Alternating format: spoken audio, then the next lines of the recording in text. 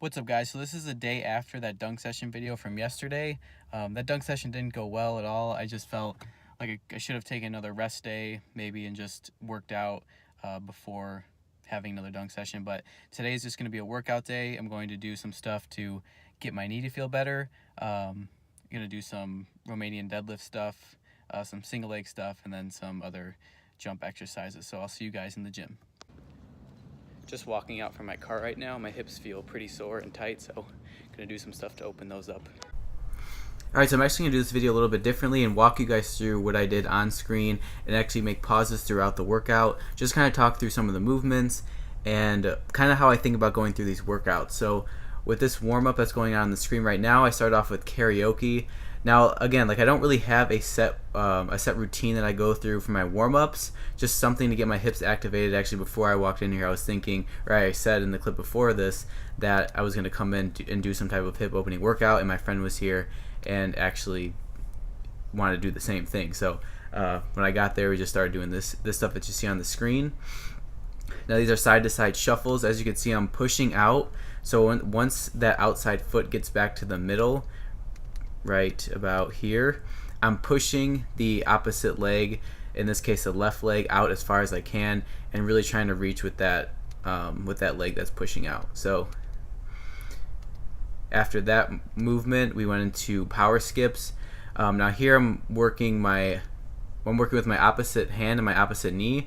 So as you can see right now, my left knee is up and my right hand is up. So as I go through these, as you can see, I'm trying to get pretty good height, and then I'll keep going through switching off with this exercise.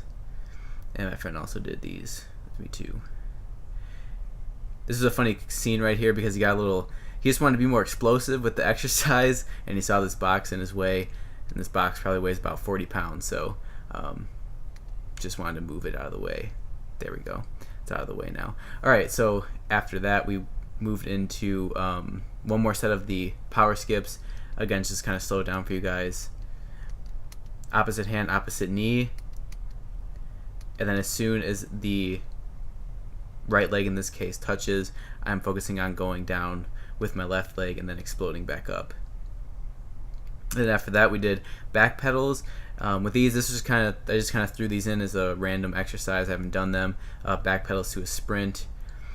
Again, I don't have a set routine, so I'm not thinking I'm going to do a certain I don't have like a list of exercises I'm going to do going into this. So another funny clip going down. I don't really have a set routine of exercise that I go into this warm-up with. And here I worked in double tap skips after those few exercises, just going through those as fast as I can. I'm actually going to rewind that so you guys can see it a little bit slower. So as you can see, it's a double tap with the left leg here, and then I'm going to switch off and go right back to the left leg being on the ground. So here I'm going to switch back to my left leg, go fast, double tap left, and I end up back double tapping with my left. So double tap, and then my right is going to touch, and then back to double tap. And I'm also alternating with my arms doing these.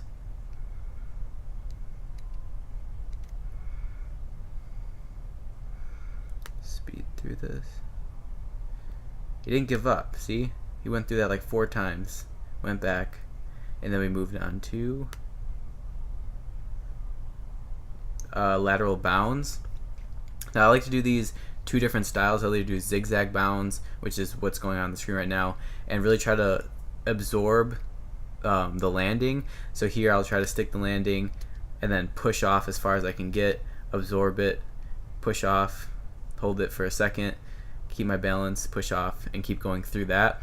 Or I'll also sometimes do side-to-side bounce, which I didn't do today, but I'll also do those. Now right here I'm trying to show my friend how to do these single leg sprints, and I haven't been doing these, I guess, the correct way. I've been doing them a little bit differently than the video I watched, and I just never looked back to realize that I was. But I'm supposed to be extending the opposite leg a little bit farther back, and by the opposite leg I mean the opposite leg that's not touching the ground. So here I'm demonstrating with my left leg on the ground, and usually I'll go through it and I'll pump with the opposite leg that's not on the ground. but I've never really extended it back fully. So I'm going to show a clip here in a few seconds of the way that the guy from Overtime Athletes showed it. But yeah, here I'm just trying to show him the cycling with the left leg. And what I mean by cycling is getting your leg up as high as you can get it before you push off again. So here I'm going forward, and I'm going to speed up. And then these last two, or last one that you're going to see on the screen, is going to be like a full cycle. My heel basically did a butt kick right here, and then it went through. Now this is the way that the guy from Overtime Athletes showed it. I just want to show you guys the difference. So here my leg, as you can see, they're both up in the air right now, but his are kind of switching off. So with his, they're kind of in a staggered stance. Mine are both in the air. So with me, I just need to work on getting that, in this case, left leg pushed back a little bit farther instead of staying bent the whole time. So as you can see, both of our right legs are going to strike the ground, but my left leg ends up staying bent, whereas his extends back.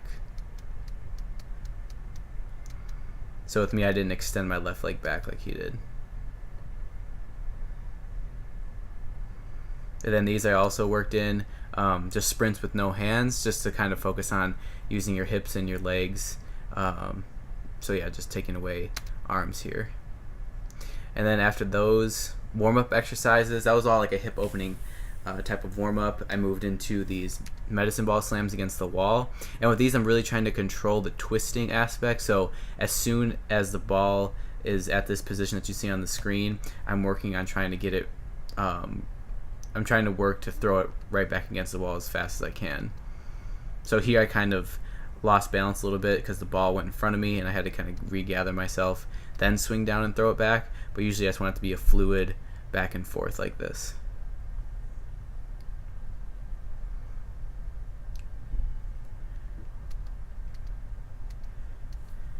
And with really all the exercises that I try to work in, I noticed that when I'm in this jumping kind of phase where I'm dunking more and jumping more, that I want to do exercise that opens up my body in different directions. And this is one of those that I don't usually work in when I'm doing more strength and power type of training, I guess you could say.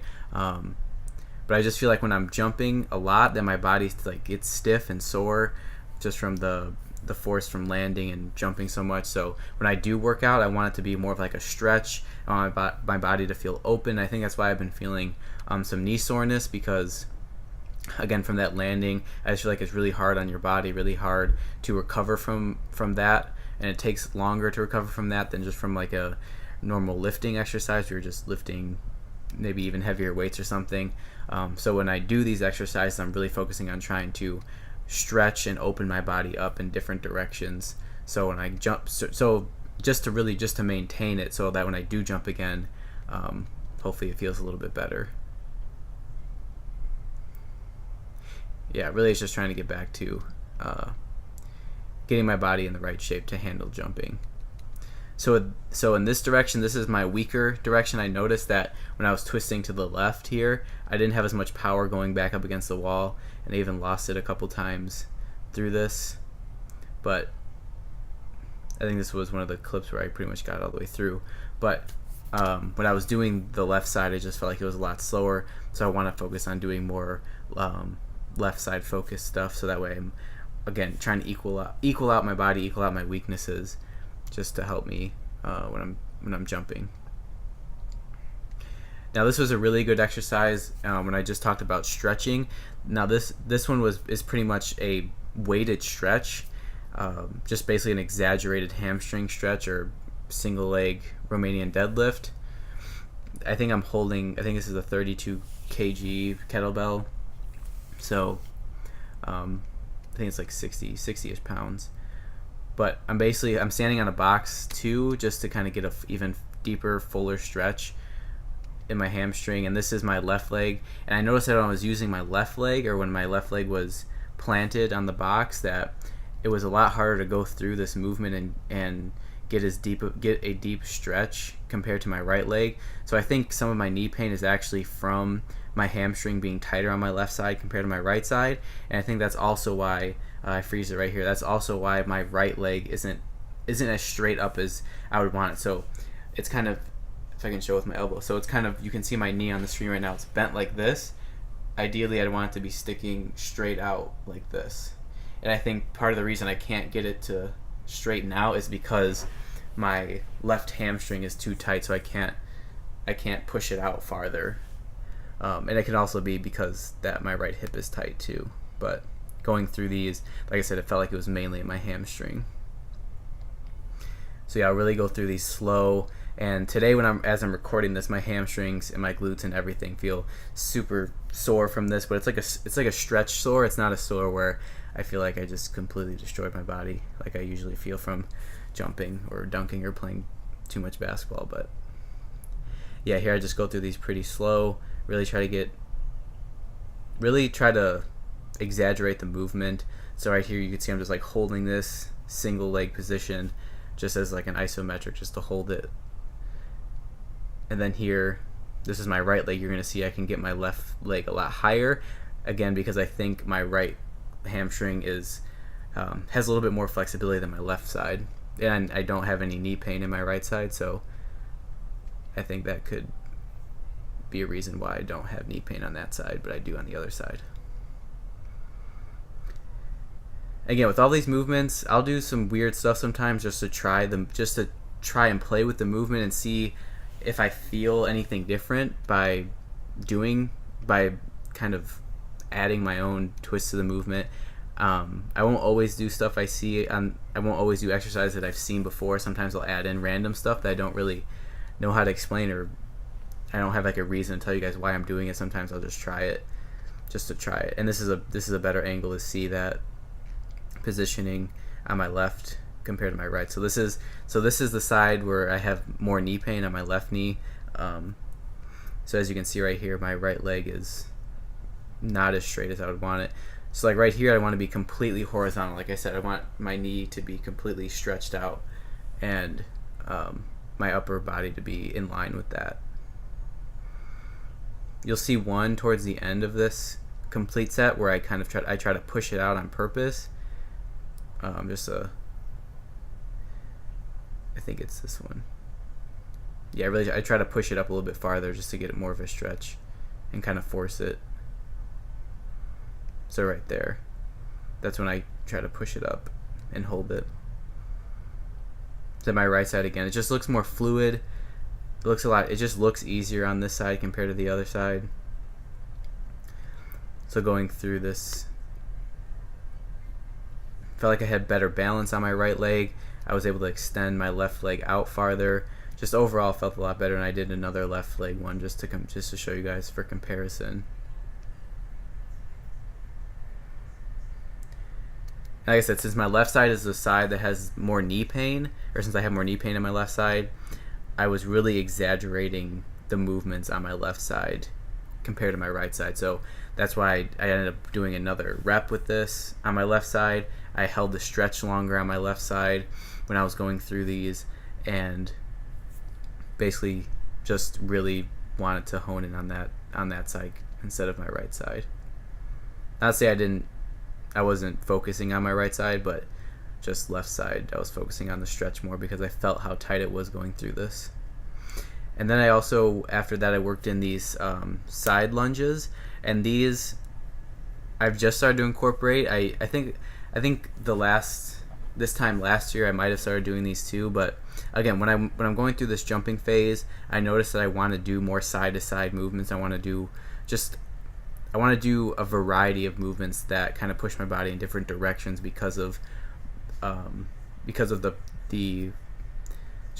way I feel after I do a hard dunk session or jump session. I just feel like my body's tight, and that I just kind of worked it a little bit too hard and did damage to it, whereas when I'm doing this stuff, I feel like I'm opening it back up and actually getting some more mobility in to my workout, so that way when I jump again, I feel a lot better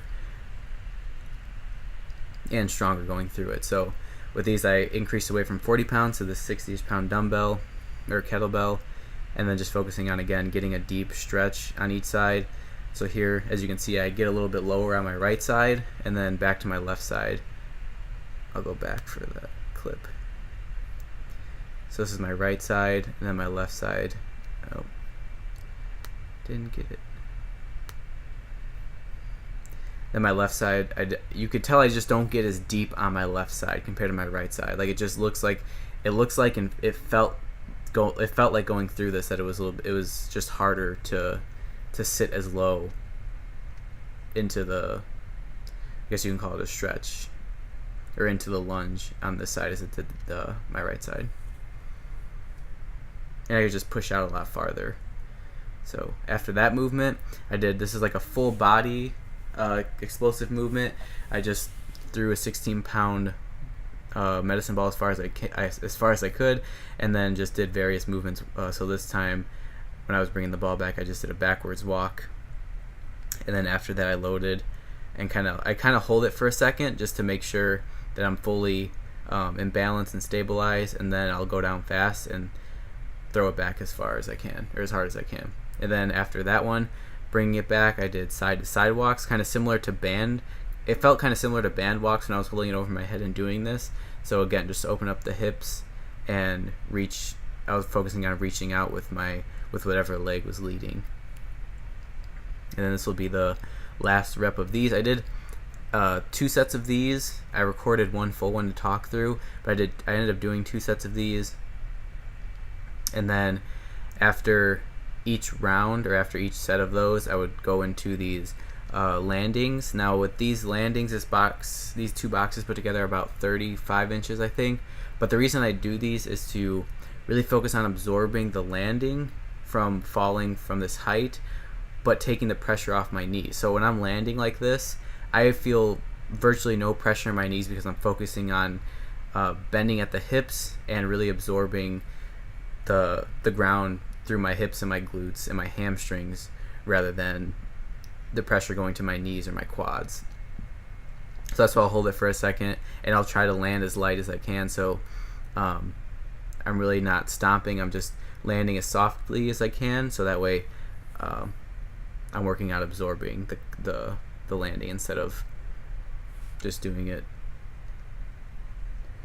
like I do sometimes when I'm in a dunk session.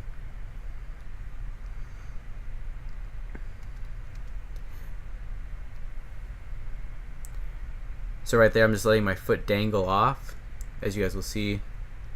So right here, I'll switch off between which foot is dangling. So here, I'll let my right leg dangle. As you can see, I'm looking forward.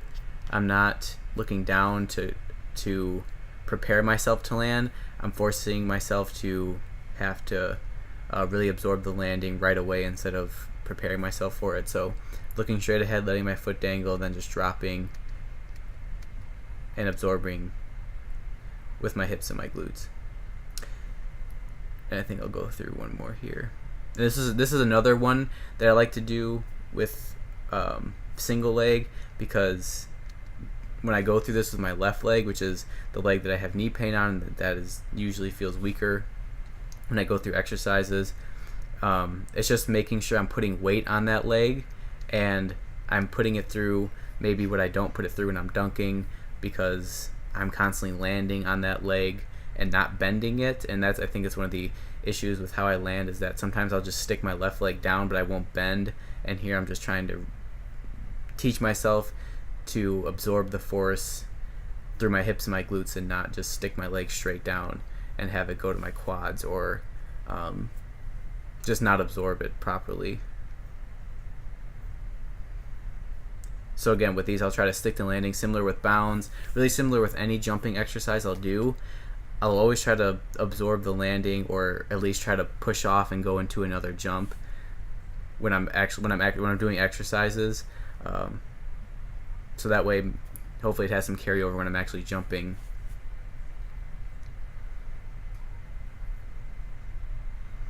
So I'm gonna switch to my right leg, and you'll see it's just everything feels smoother on my right leg compared to my left leg. That's why it's a constant work in progress with my left leg to get it to be more flexible, more mobile, stronger, and just working on being more balanced on that leg. Really that whole side, like I said, because even doing the twist with the med ball throws against the wall, I don't feel as strong and as powerful coming from my left side and throwing it back up against the wall as I do going right to left. So that's why I do a lot of these exercises where I'm singling out each leg, so that way I'm working on getting that balance. And here I'm lifting my knee up.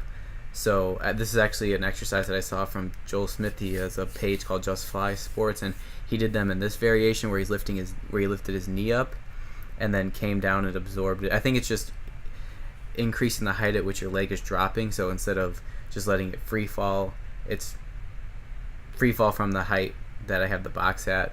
It's just lifting your leg up even higher and putting a stretch on the opposite leg. But I'm doing the same thing. I'm landing and sticking the landing. And as you can see, this isn't the best angle of my hips, but I'm still bending at my hips and I'm focusing on absorbing it with my hips and my glutes and my hamstrings. And then for the last exercise, I completely made this up because I wanted to, again, put some pressure on my psoas, which is the muscle that is right near your hip. It actually helps extend your hip, but I want to put some pressure on that leg just to kind of force it to stabilize and balance using these TRX bands. And I also did like a twist with these just to work in some kind of a stretch and some varying movement. And then after the left leg, I did the same thing on my right side, and I was really trying to push out and stretch it here. That's really all I was doing. I wasn't doing these as planks or anything. I was just doing it to work in like a different kind of stretch for it. So here I was just kind of moving in different directions, kind of loosen it up. It actually felt better after doing these. Then I just switched to my right leg and did the same thing. And then after this is when I kind of do some stuff that I wouldn't recommend if you don't know what muscles you're working on or where the muscles are. This is like 60-pound kettlebell, and I was really trying to do some it's called myofascial release, or just trying to loosen up the muscles in this area. So I was resting it on my quad here, just trying to push out my leg. So I was trying to, you can't really see it, but I was trying to extend my leg and then press the weight down into my quad and just loosen that up.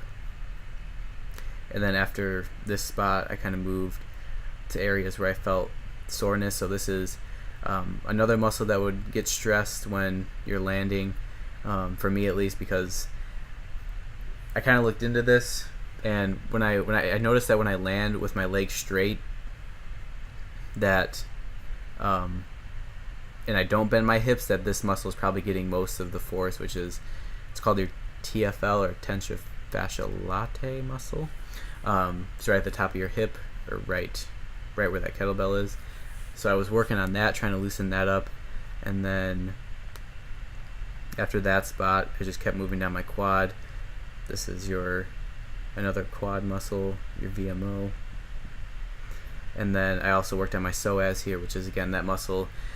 This muscle is, I haven't really done a video on this muscle, but I really think it's an important one, and that is because it helps extend your hip and your entire leg.